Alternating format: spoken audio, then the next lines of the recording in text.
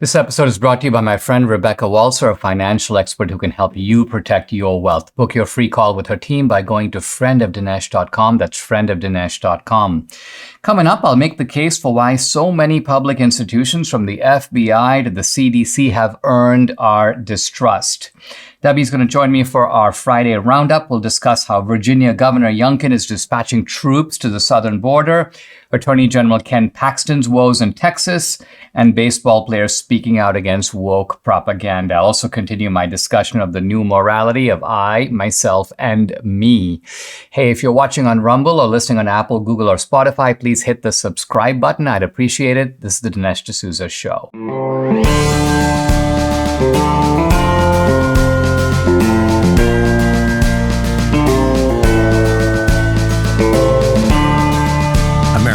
Needs this voice.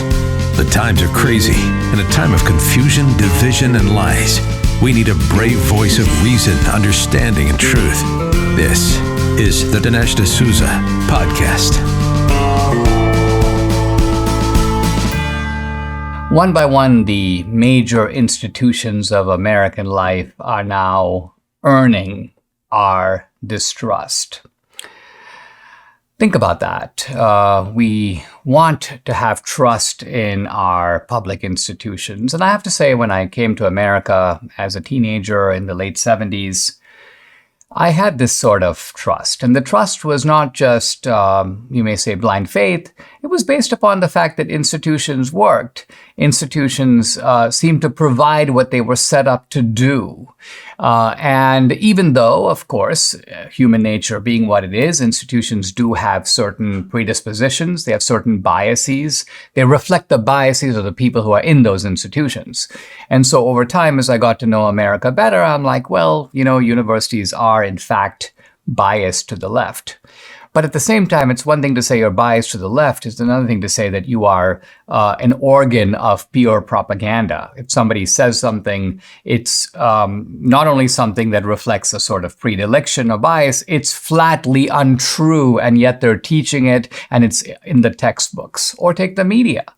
It was obvious to me, again, once I familiarized myself with the contours of American politics. Remember, before that, I found myself, when I first started thinking about politics, I realized I actually have some liberal opinions on certain things. And I realized it's not because I'd even thought them through. I was just carried by the liberal tide.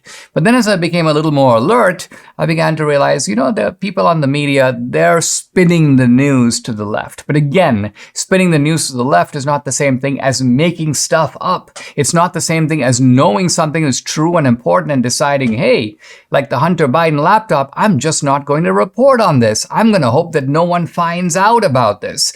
That goes beyond bias. That's brazen dishonesty.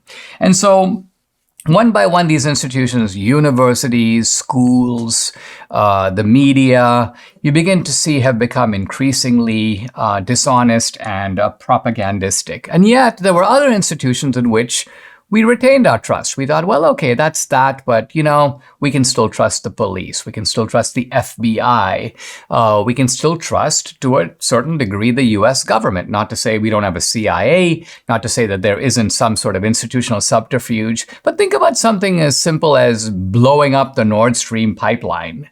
If this had happened in the Reagan years, I would have absolutely no question in my mind that the United States did not do that. Why? Because quite frankly, this is an act of international terrorism. You send divers under the water to blow up a pipeline, and then you deny any knowledge of it. Not only that, but you try to blame it on your opponent. The Russians did it. And then you have, of course, media outlets trumpeting that. So all of this again, but now I would have to say, in fact, I don't have direct knowledge. I've seen Seymour Hersh's reporting and so on. I'd have to say, if you ask me, did the U.S. blow up the Nord Stream pipeline? My answer would be probably yes, although I'm not sure. But even that probably yes shows a lot of distrust. Why? Because it is conceivable to me that the Biden administration did it. In fact, it's in the Biden administration's interest to do it. Why would Russia blow up its own pipeline? Russia is using the pipeline to basically send gas to Germany, and Russia has been getting a lot of money for that. This is a pipeline painstakingly built. Why would they blow up their own? It makes absolutely no sense. This is like the United States going out there and blowing up the USS Reagan in the South China Sea. Why would we do it? It's our ship. Distrust of the military. Distrust of the CDC. Now think about that. The CDC is a health authority. These guys have been around for, I don't even know how long. They've been putting out advice on health, on vaccines. By and large, they've been an authoritative source for health information. You have a problem, you want to know what to do, you want to know if this particular drug works. Let's look at the CDC. But now, as we look a little more closely, we realize these institutions get corrupted, they get taken over, and guess what? They get taken over by the very same industries that they are set up to oversee and regulate. Now, the way that happens is that these industries, and here we're talking about big pharma, big pharmaceutical companies, they have giant amounts of money. And so they go, oh, we'll fund some projects at the CDC. So suddenly the CDC now becomes beholden to these large pharmaceutical companies. And the pharmaceutical companies put out misinformation that helps their cause. They also use their power with the CDC to go after smaller pharmaceutical companies, so they're able to block their competition. And now you realize when I'm looking to the CDC, again, it's not that it's automatically what they're saying is false, but you've got to look at them with suspicious motives, which is to say you've got to look at them with a lot of distrust. Again, my point being these institutions have earned our distrust. And the latest institution to earn my distrust is, well, the GOP. Why? Because of this highly shady and suspect debt extension deal. I mean, think about it. The federal government increased its annual spending by $2 trillion under COVID. And that was done in the clear understanding that this is exceptional. This is an emergency situation comparable to wartime. Yeah, we spend more, but we're going to go back to our norm once the crisis is over. Are we going back to our norm? No. And who's enabling this? Who's enabling this higher baseline of spending? It's none other than the Speaker of the House. It's none other than a whole bunch of Republicans. Now, there were many Republicans who voted no, but there were also many Republicans who voted yes, and along with the Democrats, they get this. So you suddenly look at the Congress and you go, wow, do we really have an opposition party that's fighting hard and using its leverage? Or do we have an opposition party that basically wants to be the, quote, responsible opposition, but ultimately subordinate to the majority party, which are the bad guys, the Democrats, who are doing bad things to us and to this country? Former President Trump recently issued a warning from Mar-a-Lago, and I quote, "Our currency is crashing and will soon no longer be the world standard, which will be our greatest defeat, frankly, in 200 years, end quote. Some experts believe there are serious threats to the future value of the US dollar because of inflation, deficit spending, and our increasing national debt. Now, one asset that has withstood famine, wars, and economic upheaval dating back to biblical times is gold. And you can own it in a tax-sheltered retirement account with the help of Birch Gold. Birch Gold will help you convert an existing IRA or 401k, maybe from a previous employer, into an IRA in gold. And the best part, you don't pay a penny out of pocket. So get started. Text Dinesh to 989898 and claim your free information kit on gold. Think about this. In March of this year, when the banks faltered, the stock market faltered, hey, gold surged. Birch Gold can help you find out how to protect your savings with gold. Birch Gold has an A+ rating with the Better Business Bureau, thousands of happy customers, so talk to them. Text Dinesh to 989898. Get your free information kit on gold and get started. Again, text Dinesh to 989898. For a long time under COVID, there was a massive regime of censorship that prevented any public discussion of the origins of COVID. And the way this happened is that there were some early claims by scientists, and some of them very prominent scientists, both in the United States and in China, saying that COVID had most probably a natural origin. Now, what do we mean by a natural origin? Well, it came out of a wet market in Wuhan. There's a market in Wuhan. It's supposedly a seafood market, but not really. Why? Because they sell seafood, but guess what? They sell a whole bunch of other stuff. They sell all kinds of animals and animal parts. I mean, live animals, animal carcasses, animal flesh, and so on. And so the idea is that somehow COVID originated there. It passed from a bat perhaps to other animals, and then passed from those animals to human beings. And this was the theory. And it was only a theory. And if you really ask what was the evidence for it, there really wasn't a whole lot. yeah, there was a wet market in Wuhan, but guess what? There was also a Wuhan lab. And when you talk about a Wuhan lab, you might think we're talking about, hey, there's a building in which there's a laboratory. No, we're talking about massive complex of research, the Wuhan labs, multiple facilities overseen by the Chinese government and very often involving active participation by the Chinese military. So this is a combination of a health project, a scientific project, and admittedly a defense or bioweapons project, all going on together in a multi-level facility. Now, several months ago, actually in early February of this year, the Energy Department came out and said, well, we've been looking at this evidence and we think that a leak from the Wuhan lab most likely caused this pandemic. And see, that would make a huge difference because that would mean that that would leave two possibilities. One is that if it came out of the lab, it could be deliberate or it could be accidental. I don't think that the overwhelming view here is that this was deliberate, that this was a bioweapon per se, but it would certainly be negligent if you were operating a gain-of-function research lab and you let out a deadly pathogen, a deadly virus that then causes a worldwide pandemic. Well, I mean, you're responsible for it. You made it happen. You released the virus. China, of course, has constantly tried to deny that they're responsible. In fact, not only have they favored the idea that there was a natural origin, the Chinese government at certain points has even denied the natural origin. They've said, no, someone probably brought this virus to China, like in a suitcase. In other words, it was brought to China from the outside and then, of course, released from China. No one disagrees with that. And so the Chinese government has been trying to say, no, don't look at us. We didn't have anything to do with this. Now, the World Health Organization, after claiming we're going to research this, kind of backed off. They said, well, Chinese aren't really cooperating. And so the whole subject is surrounded with mystery. But now, the idea of a lab leak is respectable. It has sort of made its way back into mainstream discussion. It's no longer a topic that can be easily censored. And think about the stupidity and fruitlessness of all that censorship. What did it do? It merely shut down public discussion of this critically important topic. I think to some degree, even the debate about the vaccines is less important than the debate about how we got COVID in the first place. Well, the new development here, the one I want to focus on, is now a prominent Chinese scientist named George Gao, G-A-O. He is, this is not some researcher who just graduated from like Beijing with a major in biology. We're talking about the head of China's Center for Disease Control. So the CDC in China. And this guy gave an interview recently on the BBC and radio. And he goes, I'm quoting him now, you can always suspect anything. That's science. Don't rule out anything. And this was in the context of the origin of COVID. Now, it's very interesting to have a leading Chinese scientist who is, to some degree, at the behest of the Chinese Communist Party, basically saying, don't rule out a lab leak. So this is a guy who might be expected to parrot the line of the Chinese government, but he's not. Now, you may say, wait a minute, is he still the acting director of the CDC? No, he stepped down last year.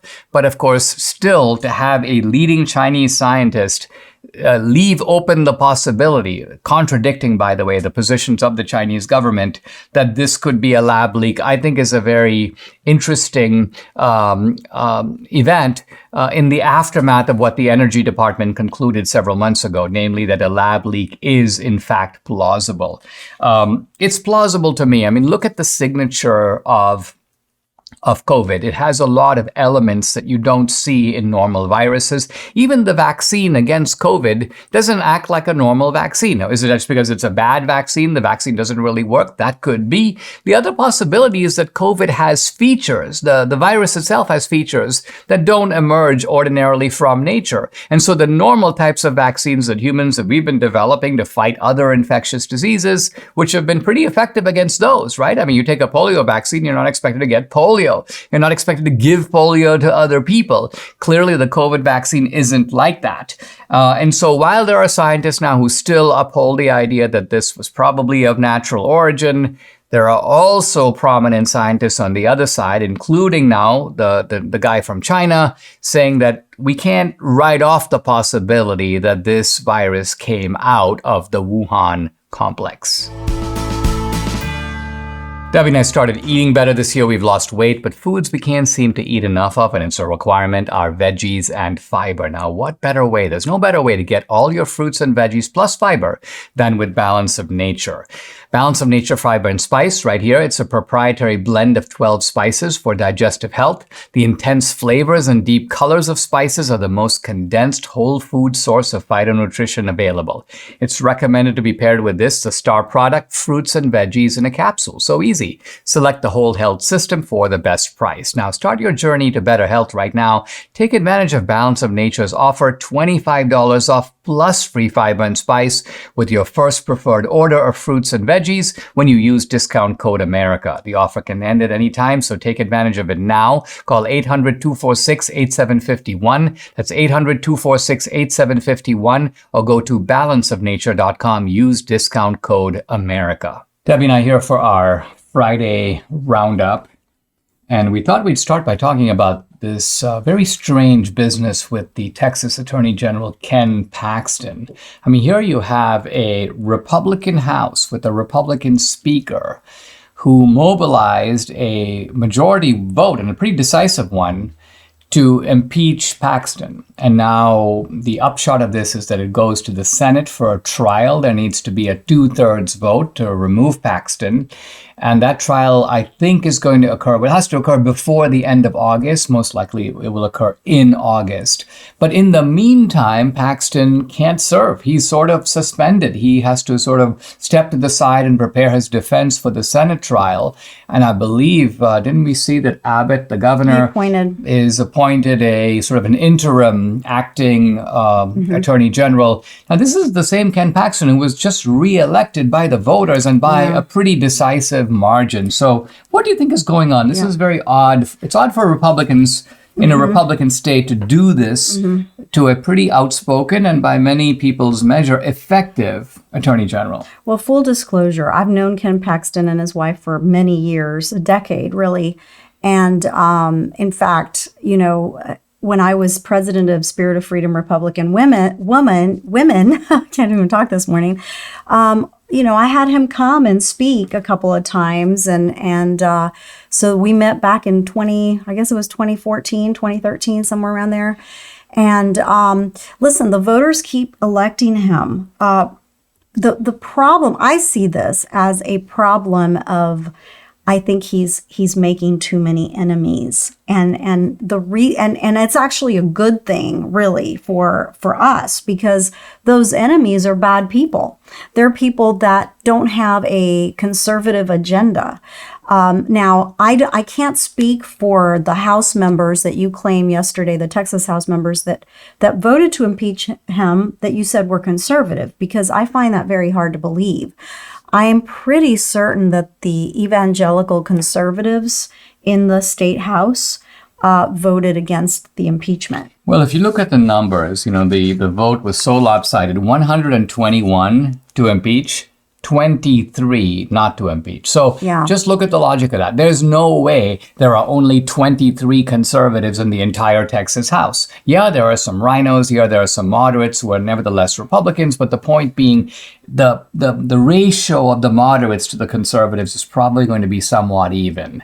And so that means that a lot of conservatives did vote. Now, I think what I find disturbing is that the Paxton people were saying, and if they're right, this is very peculiar and very bad, that they convinced the conservatives to vote by simply saying, hey, listen, we'll sort it out in the Senate. In other words, we don't have to really look at we have these reports alleging all this improper behavior. Paxton did this, Paxton did that. Paxton fired all these people who were political appointees, and this was retaliation. And they're like, we don't have to consider the merits of this because that's what the Senate trial will do. But of course, the point of impeaching someone is you have to have very good reason to believe that they've engaged in think about it. You're trying to cancel out the vote of the voters. You're trying to undo the result of an election. You need to have serious cause to do that. I don't think that they have.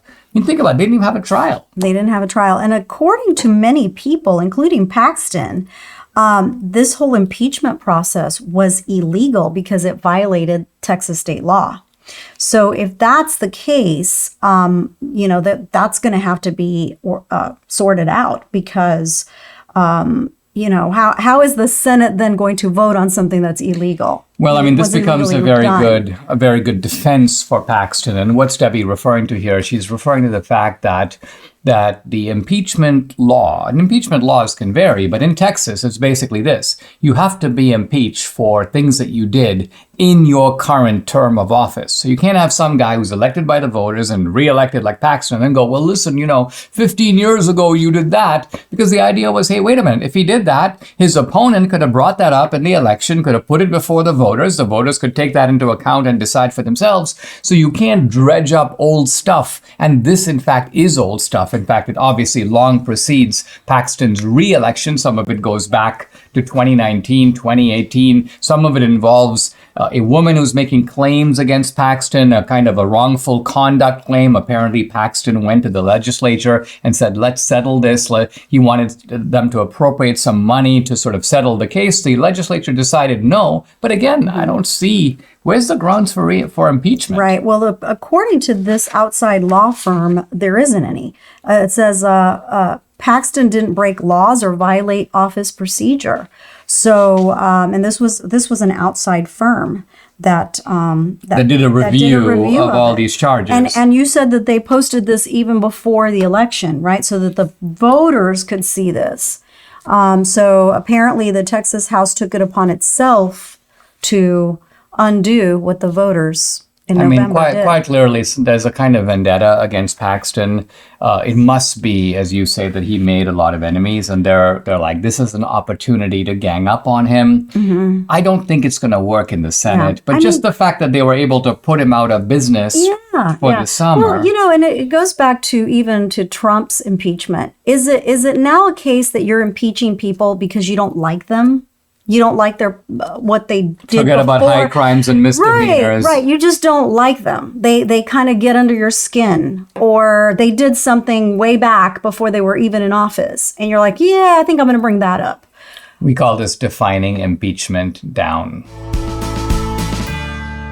Got aches and pains? I've got the remedy for you. Debbie and I started taking Relief Factor a couple of years ago. The difference we've seen in our joints, nothing short of amazing. Aches and pains are gone thanks to this 100% drug-free solution called Relief Factor. Now, how does it work? Relief Factor supports your body's fight against inflammation. That's the source of aches and pains. Hey, the vast majority of people who try Relief Factor love it. They become regular customers and order more because it works for them. Debbie's a true believer. She can now do exercises that for a long time she wasn't able to do. So Relief Factor has been a big game changer for her, her aunt, other members of our family, Mike here in the studio, and for many other people. You too can benefit. Try it for yourself. Order the 3-week quick start for the discounted price of just $19.95. Go to relieffactor.com or call 800-4-RELIEF to find out more about this offer. Again, the number 800-4-relief, or go to relieffactor.com. You'll feel the difference. With the terrible border policies of the Biden administration, essentially a kind of open invitation to people, not just in Mexico, but all over Latin America, South America. Hey, come from India, come from China, come from wherever, practice your backstroke, show up at the southern border. You're going to be let in. We're going to create a kind of fake system where, you're going to have a court date. Come in 2026, come in 2027. This is what Biden is up to. And the federal government, regrettably, is in charge of immigration policy. But now states are trying to do what they can to push back. Texas is trying to do stuff, and Florida is doing stuff. And some of the other Republican states are also stepping in, right? Virginia Governor Youngkin apparently is going to be sending some National Guard troops to help out here in Texas. Much needed relief, I believe. I think he says because the federal government isn't doing their job, so states have to kind of help their fellow border states secure. I mean, it's interesting. Virginia is not a border state. And yet, I think what these, let's call them interstate governors are noticing is that the migrants don't just stay in Texas, they tend to fan out. In fact, the Biden administration often flies them, ships them, dispatches them all over the country. And it seems also more in Republican areas. But regardless of whether that's true. So Youngkin decided to do something about this. I wonder, though, if Youngkin has seen an influx of illegals in his state, and this is why it prompted him to do something about it, because he's like, hey, whoa, we're getting some here too. I think there must be a problem, and so maybe that's what happened. I don't know. There's a stereotype of a state like Virginia as basically being, hey, this is it's a mainly white state. It may have some blacks, but it doesn't have a whole. But the truth of it is, Virginia is a very diverse state. Part of the reason for that is that D.C. is full of foreigners. Now, I'm not saying they're all illegal. Many of them are diplomats. Some of them are, taxi drivers from Senegal and other places like that. But what I'm saying is it's a diverse population. And then on top of that, you have all these illegals showing up with entitlement. This is another new phenomenon, is you don't just have illegals, you have now illegals who have Adidas shoes, and they're like, where's the hotel I'm going to check in at? Because, and I've told you this before, it's because the illegals coming in are illegals that are used to getting handouts. They like it.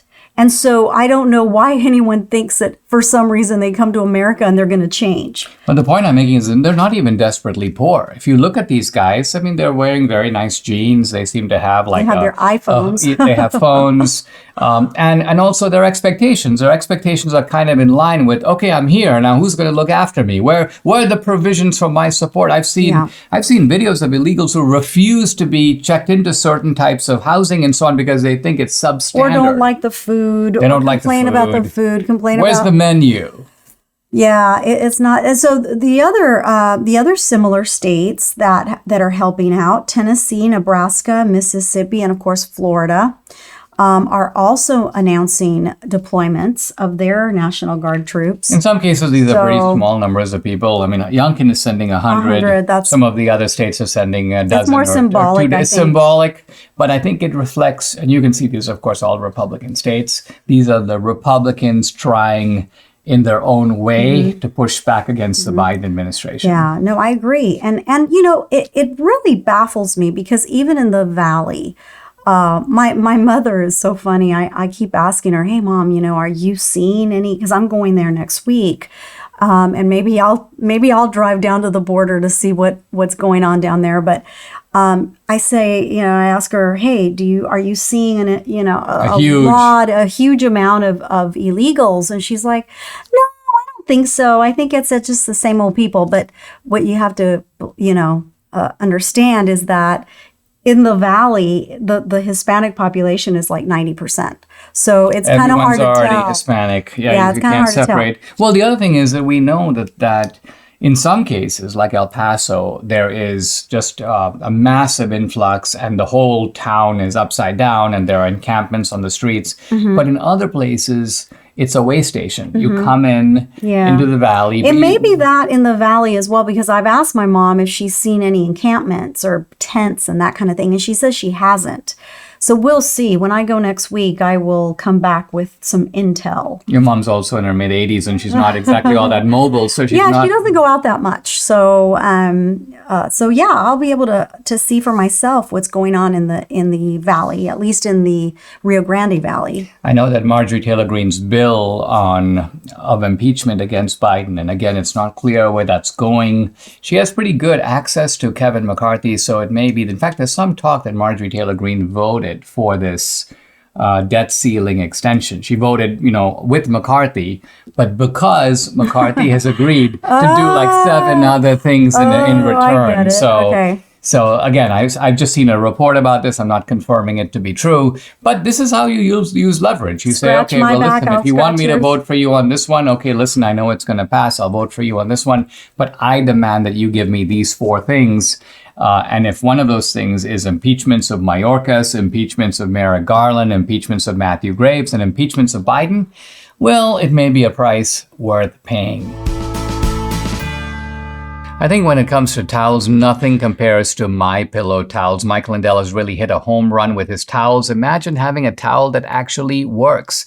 Now, these MyPillow towels are soft to the touch without the weird lotiony feel. They have proprietary technology, which makes them highly absorbent. The towels feel good, but don't absorb. MyPillow towels are available in multiple styles and sizes, made with USA cotton, machine washable and durable, 10-year warranty, 60-day money-back guarantee. And the best part, Mike is running a flash sale on the My Towel 6-piece set for $25 with promo code Dinesh. These towels are an amazing deal. They were regularly $99.98. So it includes 2 bath towels, 2 hand towels, and 2 washcloths. So go ahead, call 800-876-0227. The number again, 800-876-0227, or go to mypillow.com. Don't forget to use the promo code DINESH Dinesh.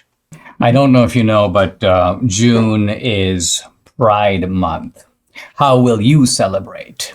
I know you've been thinking about that along with your family. And, well, let's just say I won't be celebrating by going to Target or to Kohl's or to Disney. But there's an interesting controversy in Los Angeles over the, what is it? Is it the LA? The LA Dodgers. It's the Dodgers. So the Dodgers apparently, to celebrate Pride Month, made some kind of an alliance with a group that is, very, well, it's a kind of a LGBTQ, but very anti-Catholic group. It's called the Sisters of Perpetual Indulgence. And you can see that right there in the name. There's a kind of mockery built into it. And so a local bishop has spoken out against this. The Dodgers have been trying to deal with this by saying, well, we also respect, religious believers and so on, but they're not backing away. And some prominent baseball players, here are 2, Clayton Kershaw and Trevor Williams, pitchers. They have come out and said, basically, we're Christians. We don't approve of making an alliance with some group, whatever it's a group that is quite clearly hostile to religious beliefs and specifically to Catholicism. I mean, this just reminds me so much of what happened in the old Christian days. In the old, when Jesus was preaching, and they had the Caesarea by the sea and Caesarea Philippi, where people would go and worship idols and what was it, Pan? There was child sacrifice and animal sacrifice gods. And pagan worship. What you're saying is that this new stuff, although it doesn't take the name of paganism, it doesn't overtly seem. It doesn't have to. It's like obvious. And you're saying that there are new idols. Oh yes, yes. Yeah, but it's the same thing. It's exactly it's a revival. Yeah. Now the old paganism preceded Christianity, and it preceded Judaism, and so it developed kind of on its own. I think the difference here is that this is explicitly anti-Christian. Right. But even when Christ was preaching, this was going on. This was going on, yes. So and he preached against that too. Right. So even though that did precede him, he did preach about it. What Debbie's referring to is that in Israel, there is actually a physical place that was referred to as the gates of hell because it was such a degenerate pagan site. And so when Jesus said, the gates of hell, upon this rock I will build my church, and the gates of hell will not prevail against it, he was speaking metaphorically, yes, but also literally. He meant the gates of hell right there. That pagan worship site is not going to be able to shake the foundation of the church. And guess what? Those battles, interestingly, fast forward 2,000 years, are still going on. We're battling them today. And these guys, Clayton and Trevor from the Dodgers are brave to come out, because this other guy from he's a Blue Jays player, Toronto. He now faces backlash because he apologized for sharing a video that basically said this is the most pathetic thing or whatever. People were obviously against what was going on, and he shared the video. His video was evident. The video he shared was a little different. It wasn't about the Sisters of Perpetual Indulgence.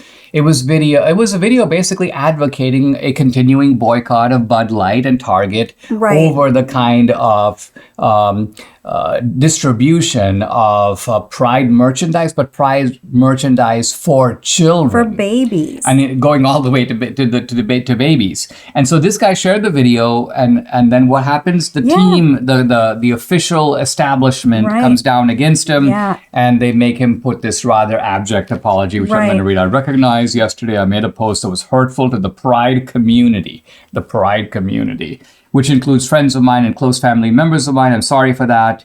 And I will use Blue Jay's resources to better educate myself to make better decisions moving forward. So basically, when you see this kind of apology, this is a person who's saying, I am a weak individual.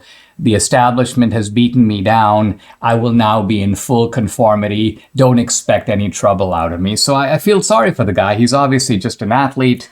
Well, these athletes should not be put in the position to have to defend either side. Of course not. Because, I don't like baseball. My father was a phenomenal baseball player. You know that he could have probably played in the major leagues and chose not to. But, I don't like baseball. But that being said, these guys, they entertain. People love baseball. They love to watch.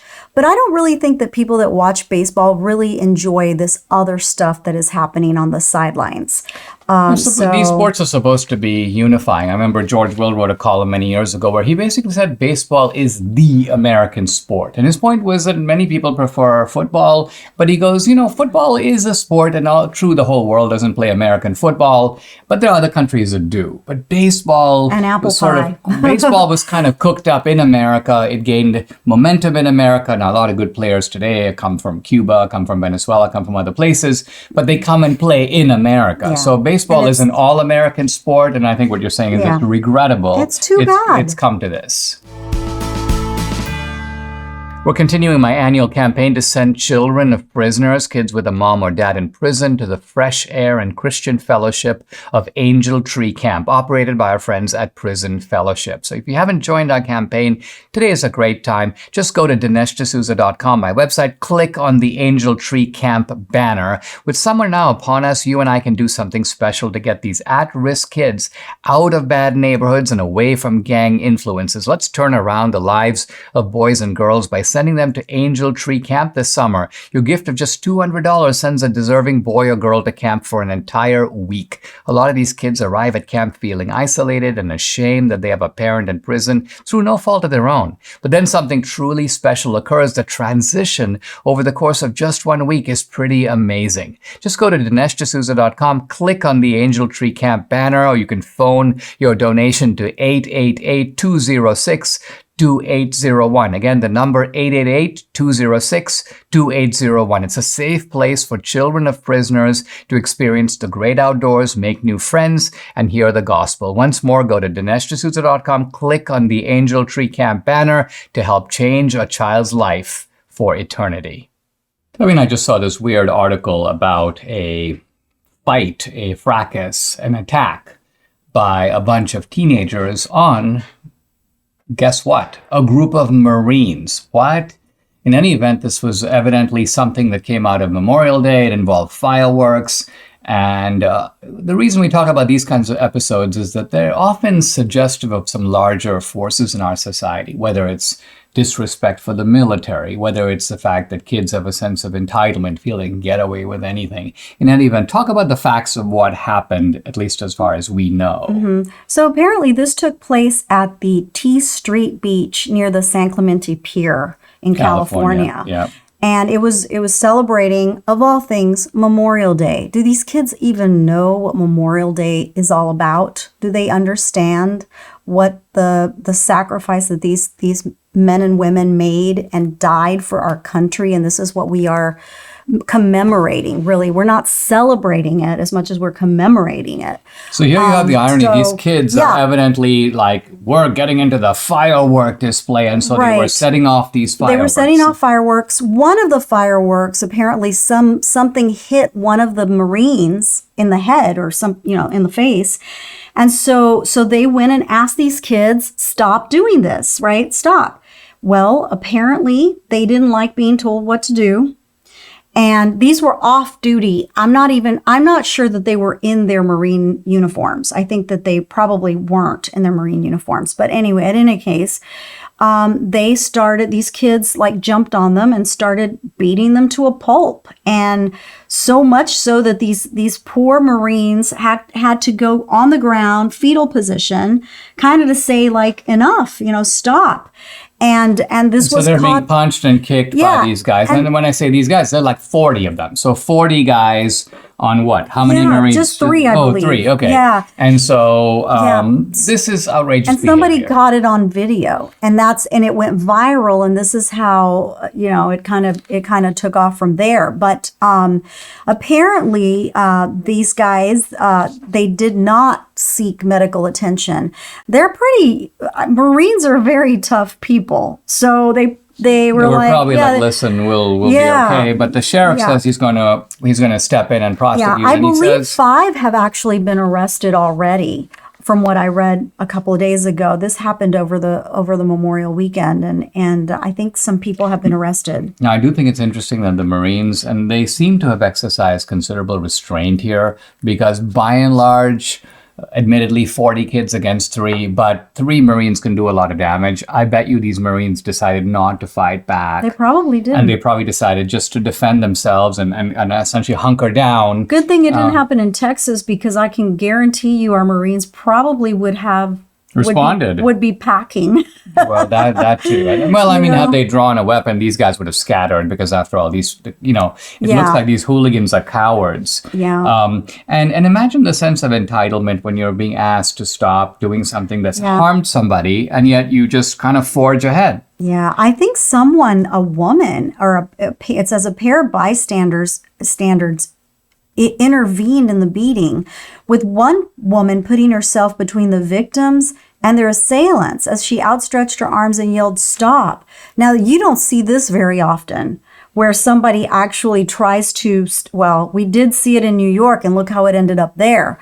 But you're talking about the Jordan incident. But people these days, they don't want to help somebody out like that, because they're going to be blamed if something bad happens. If the person dies or whatever, they're charged with murder. So nobody wants to defend anybody anymore. No bystander anyway. And I mean, this is a case where the Orange County Sheriff goes, this is considered an assault with a deadly weapon because of the amount of suspects we are investigating. That's amazing. So what he's saying basically is, if 2 guys get into a fight and one guy kicks the other guy, it's not a deadly weapon. But imagine 40 guys, which is 80 pairs of feet, stomping on 3 guys.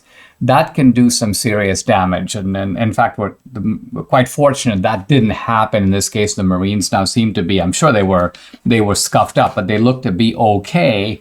And I think for us, this is just a kind of disrespect that, hey, it's Memorial Day. Hey, you're supposed to, why are you lighting these fireworks? Well, we're lighting these fireworks to celebrate and remember what happened with all the people who have given their lives for the country. Well, here are 3 guys who are part of that group. Yeah. Not only that, but it's just, is it just the case really that kids, and again, I don't know if this comes to the fact that when they get put in jail or whatever, they get released immediately. Juvenile jail detention is no big deal. It means nothing. And so these kids are going to just do it again and again and again. And I don't know. I think until we start treating kids this age as adults and put them in jail for real, I don't know if any of this stuff is going to stop, because it's getting worse.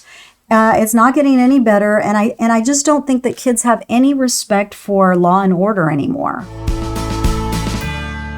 I'd like to invite you guys to check out my Locals channel. I post a lot of exclusive content there, including content that is censored on other social media platforms. So hey, on Locals, you get Dinesh Unchained, Dinesh Uncensored, and you can also interact with me directly. I do a live weekly Q&A every Tuesday, and no topic is off limits. I've also uploaded some very cool films to Locals, both documentaries and feature films, both my films and also films by other independent producers. 2000 Mules is up there, and And I'm doing a new film this year. I can't wait.